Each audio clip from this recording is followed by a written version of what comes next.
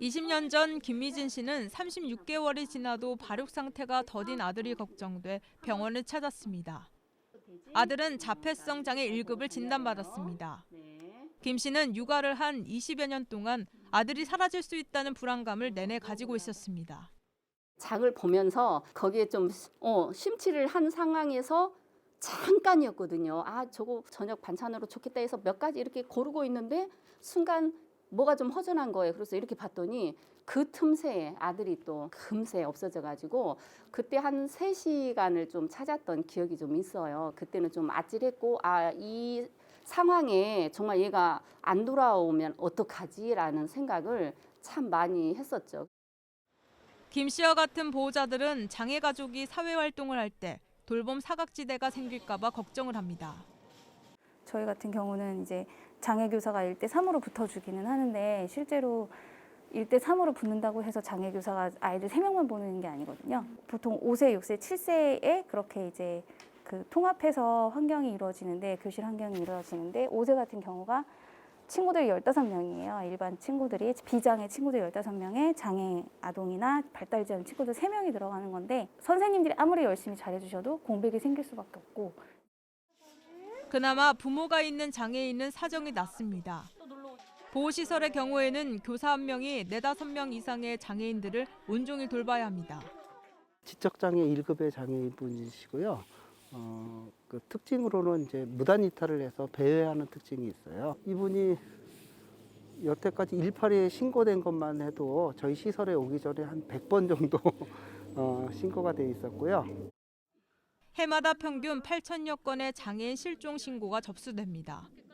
올해 1월에만 571건의 신고가 접수됐습니다. 그동안 실종된 장애인을 찾으려면 지문과 CCTV 영상 확인 등 절차가 복잡하고 시간이 많이 걸렸습니다. 이를 보완하기 위해 2020년부터 노원구와 양천구 등 서울시 4개 자치구에서는 배회 감지기를 포함한 위치 추적 전자장치를 대부분 무상으로 보급하고 있습니다. 인지 기능이 떨어지고 타인과 대화하기 어려운 발달 장애인들의 특성에 맞춰 열쇠고리부터 손목시계, 신발 깔창까지 형태도 다양합니다. 위성 위치 확인 시스템이 탑재돼 모바일 앱으로 보호자가 실시간 위치 정보를 알 수 있습니다. 사이사이의 공백을 저희가 항상 걱정을 하고 있는 거기 때문에 그러니까 학교에 선생님이 보고 계시더라도 선생님이 저희 아이만 보는 게 아니기 때문에 뭐 벗어나거나 하는 그런 어떤 일들이 어떤 사건들이 생길 수 있는데 이제 그런 거에 대한 이제 걱정을 좀 덜 하는 게 있죠, 확실히. 기기가 보급된 자치구에서는 실종 장애인을 찾는 시간이 이전보다 줄었습니다. 저희가 20년도 기준으로는 지금 지적장애인 같은 경우에는 55건이 접수가 됐어요. 그래서 발견 시간은 이제 14.4시간으로 지금 통계가 나옵니다.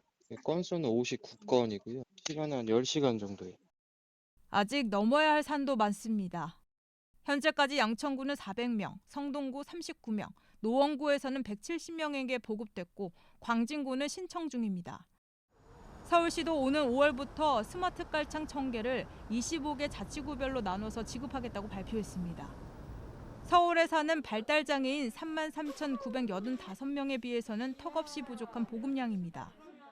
중앙이나 지역 장애아동 발달장애인 지원센터에서도 지원을 하지만 신청 대상이 제한적이거나 대여만 가능한 곳도 있습니다. 자치구 예산을 사용하다 보니 사업의 지속 가능성 여부도 불투명합니다. 기계의 사용기한이 2년으로 정해져 있고 사용자가 소지하지 않으면 소용없다는 점도 한계로 지적되고 있습니다. TBS 정진명입니다.